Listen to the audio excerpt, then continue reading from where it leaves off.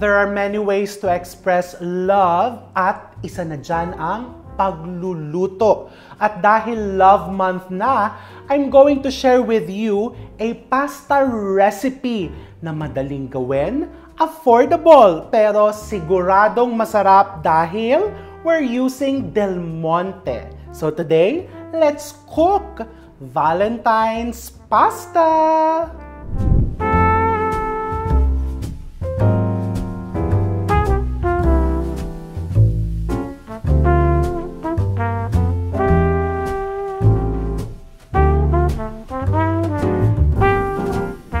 At syempre, let's start by boiling our pasta.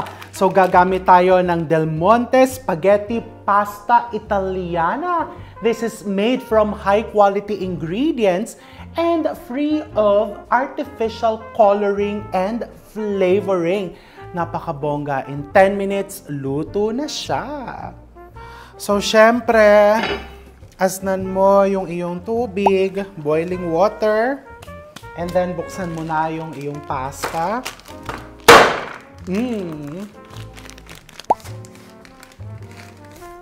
Okay. Pakuluan natin. 10 minutes. And pag nagpapakulo ako ng pasta, may wooden spoon palagi ako dito.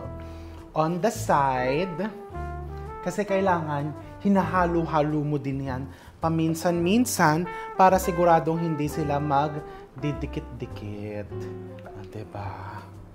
Although ngayong Valentine season, wala dapat nakikihalo para siguradong dikit na dikit ang mga dapat magkadikit. Charot. Okay? And then habang niluluto natin yan for 10 minutes, maggigisa-gisa na ako for our sauce. Okay, so pinapainit ko na yung aking all-purpose pot and then I'm going to put olive oil and butter. Pinagsasama ko yung olive oil and butter kasi pag puro butter lang, mabilis po masusunog yung butter. Pwede naman puro olive oil lang din, pero gusto ko yung lasa ng butter.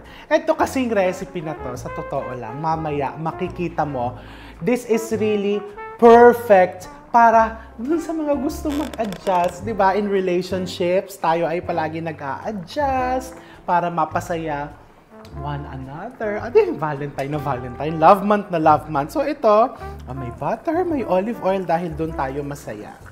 Pero kung gusto mo naman puro olive oil lang, push. Kung gusto naman puro butter lang, push din. I put my onions and garlic.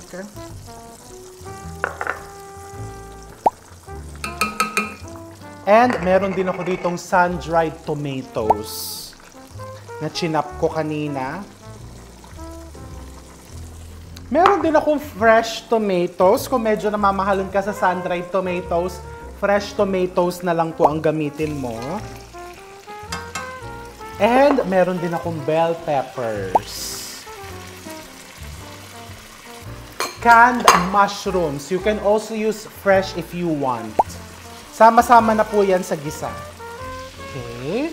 And syempre, para siguradong malasa, season it with salt. Season your gisa with salt. Mamaya magugulat ka.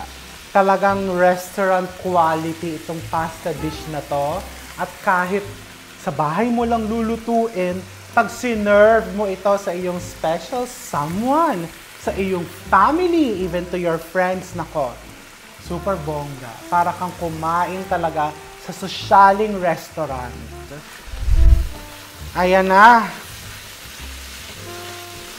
Parang gusto ko palagyan ng konti pang butter. Alam mo naman ako, mahilig ako sa butter. And then I'm going to put some herbs. This is just oregano. Dried oregano. You can also use fresh if you want. And some thyme. Para sigurado may time for you. And may time ka para sa kanya. Especially ngayong love month. Diba kaya nga pinagluluto eh. A little bit of chili flakes if you want it with some heat. Ako gusto ko medyo maanghang. Kaya dinagdagan ko. Okay, gisa-gisa pa until it's aromatic. At syempre, ilalagay ko na itong ating Del Monte Creamy and Cheesy Spaghetti Sauce. This is the creamiest and cheesiest spaghetti sauce made with real tomatoes, cream, and cheese.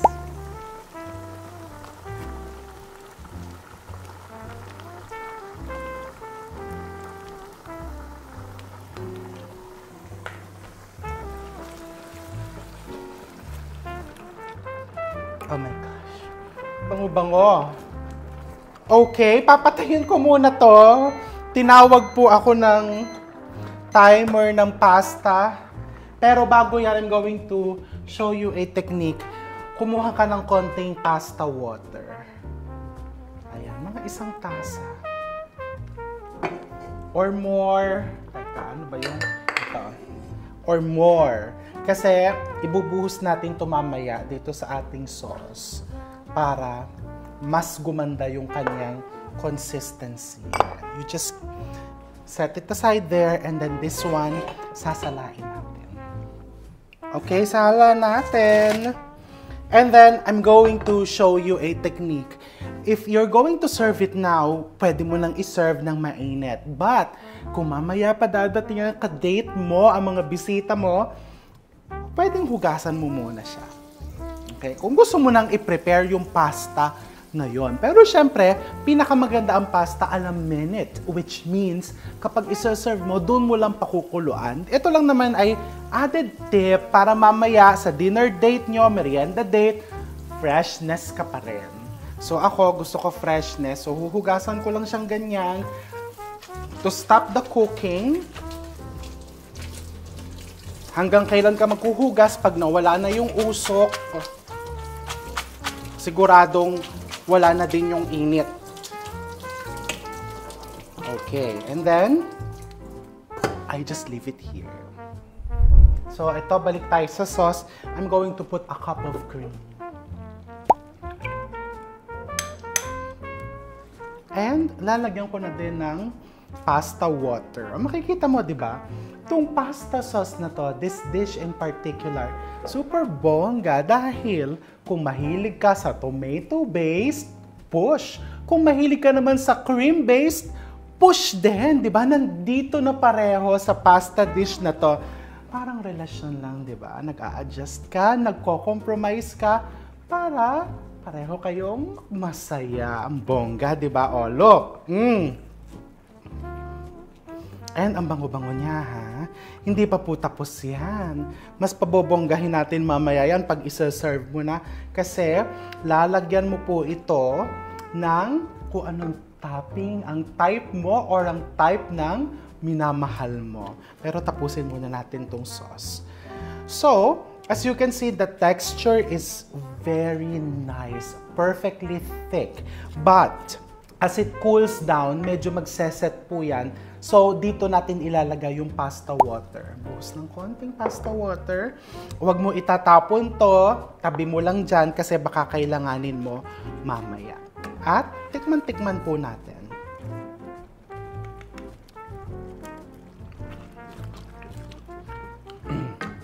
A little bit more of salt. And then, if you wanted to add yung parang herby flavor, you can add some basil. Pwede din ang ilagay mo dried basil. Pero ito, may nakita ko sa grocery na fresh. Kung meron ka naman tanim, push. Okay, so this looks good to me. Pero kailangan okay na din yung lasa.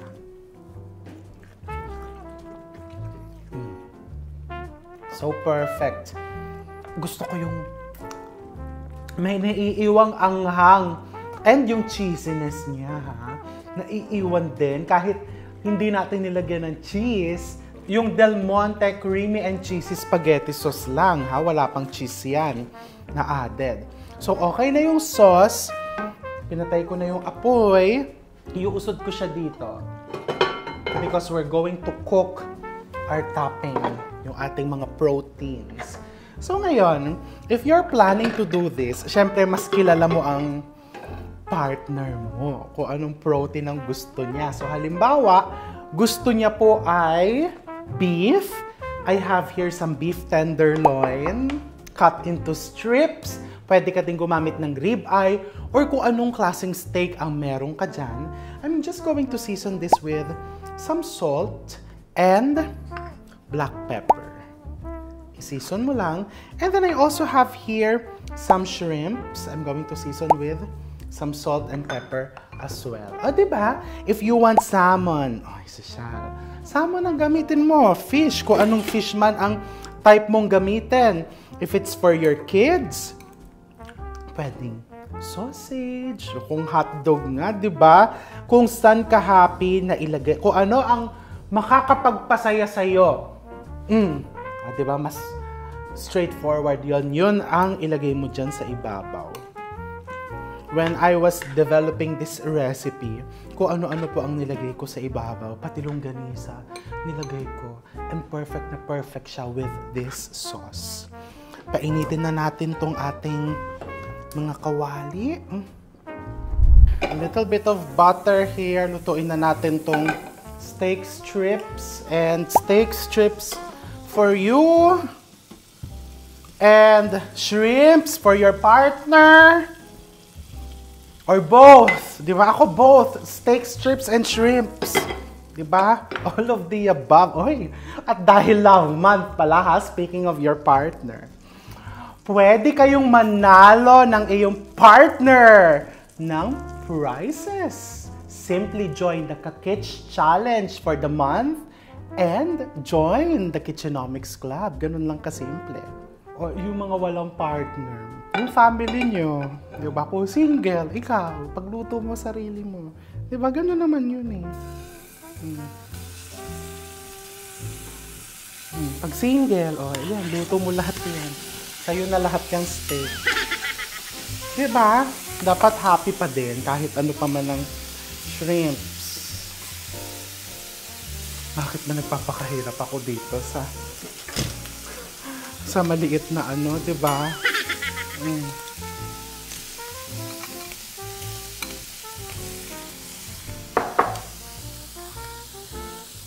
So I'm searing. And when you're searing, always high heat or high flame. And huwag mong galawin ng galawin para maganda yung browning ng protein. You can also use chicken, you can also use pork. Kung anong type mo, huwag galawin ng galawin, di ba? Pero ginalaw ko. Sige, hintayin muna natin dyan.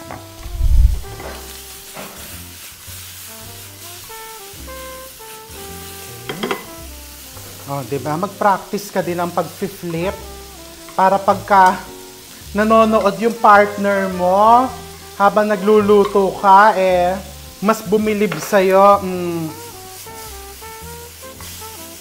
Tinutulak-tulak lang yan. Ako po, nung nagsisimula po ako, lahat naman tayo may pagsisimulaan, diba? Bigas po ang ginagamit ko. Bigas ang piniflip kong ganyan. Ay, ayan, nahulog yung isang karne. Kasi kausap ko po kayo, oh my gosh, pero sa totoo lang, sinadya ko po yan para pagka nahulugan po kayo ng karne, you won't feel bad. Sasabihin nyo, kung si chef nga, diba? Yun ang sasabihin mo sa partner mo. Kung si chef nga, nahulog din yung kanya. Okay, ayan, luto na po ito. Konting butter pa. A little bit more butter.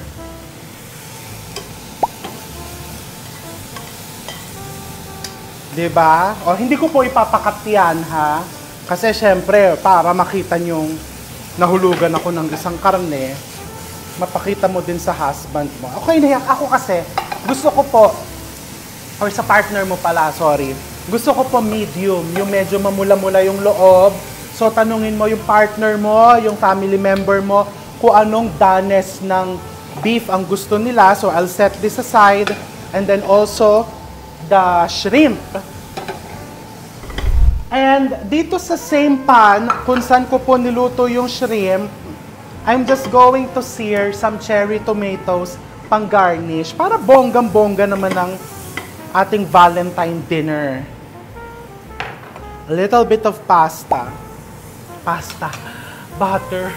Diba? Nalilito na ako. Ayan na kasi yung kadate ko. Nagugutom na.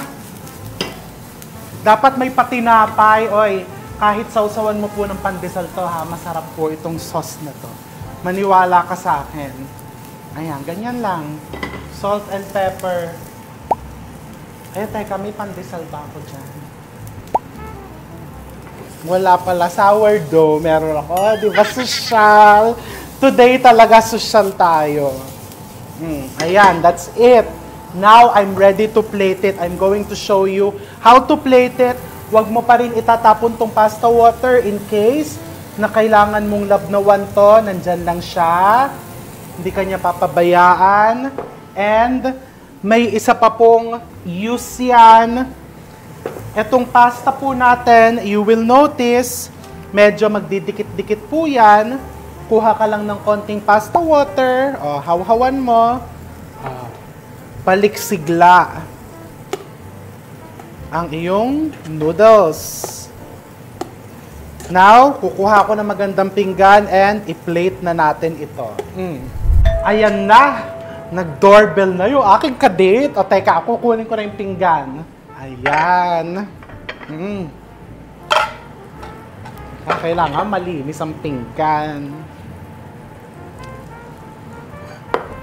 So, isang may steak, tapos isang may shrimp. Eh, ako gusto ko both. Pwede din.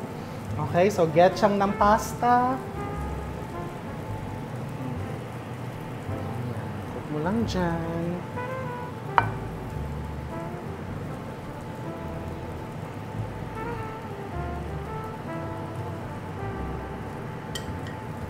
Para mas maganda, dagdagan natin ng konti. Para hindi naman yung, alam mo, maganda din yung magpapakabusog din tayo. Kahit Valentine's. Hindi lang yung mukhang class. Pantay ba? Tinitignan ko kung pantay. Kasi di ba sa relasyon, sa pagmamahalan, kailangan pantay. Walang lamangan, dagdagan ko ng konti yung akin. And then, let's pour in the sauce. Kainitin ko ng konti itong sauce. Lagyan ko ng sauce on top.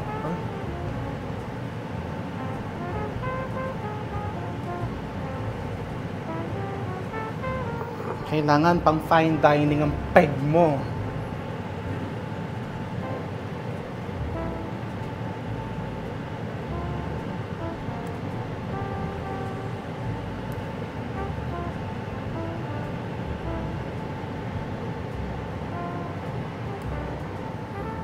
Okay, pantay ba?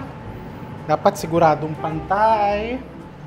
Ay, katanggalin natin itong tumulo dito sa side para talagang fine dining ang peg natin. Okay, now let's put the toppings. The beef. Kung gusto mong both ha, put both.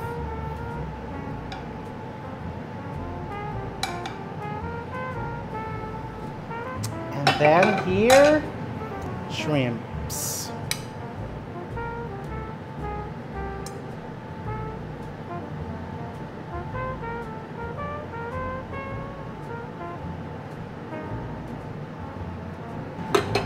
Pwede mo lagyan here on the side ng tomatoes.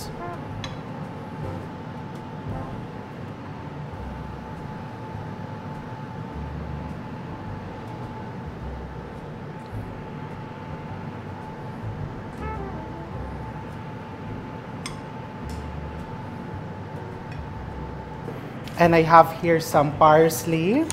Just coarsely chop some parsley or kung anong herb ang available sa'yo.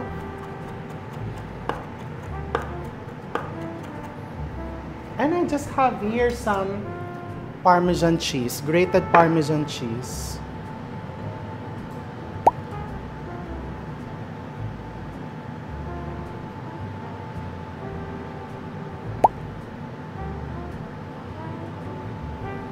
Mm. At teka, kukuha ko ng placemat para mas bongga po ang ating Valentine's setup. Teka. O, diba? To give you an idea how to present it. O, diba? As promised, affordable, easy to prepare, at garantisadong masarap. So, ito, meron ako dito bread from the fridge, olive oil, balsamic vinegar, may panuts para habang nagchichikahan kayo ng iyong mahal sa buhay, mas mahaba ang time na magchika-chika. Teka. More cheese. Kung gusto pandagdagan ng cheese sa ibabaw. Salt and pepper. Para pagka sinabi niyang, ay medyo natatabangan ako, I want added spice. Chili flakes pala, pwede ka din maglagay. Dessert for a sweeter samahan. Konting wine. At syempre ang ating pinaghirapang pasta. Natingnan mo naman ang itsura, sosyal na sosyal. Let's try it.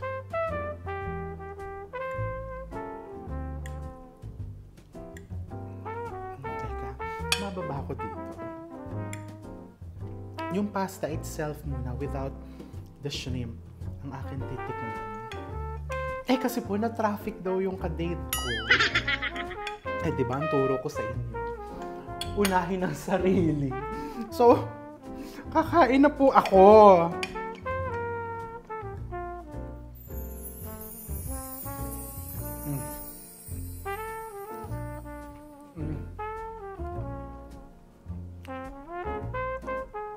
It's so good. And the pasta, al dente. Medyo napaanghang po yung timpla ko. Pero masarap. As in, parang gusto kong tikman yung steak. Eh kasi late siya. Na-realize ko parang mas gusto ko yung steak kaysa sa hipon. Eh bakit in real life naman talaga, di ba? Patikim nga, oh. Di ba gano'n naman talaga tayo? Patikim nga niya. Ano? I'm sure makikitikim din naman siya dito sa shrimps ko.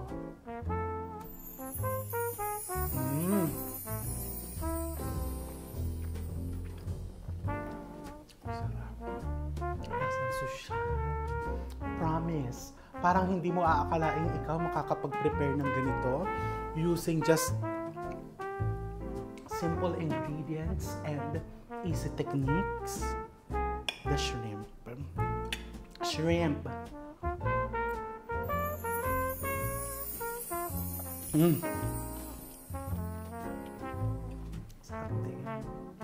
Super duper good. Actually, yung sauce talaga ang nagdala. So kahit chicken pa man yan, pork, o kahit nga talagang on a budget ka, wag mo nang lagyan ng any protein on top, masarap na masarap po talaga.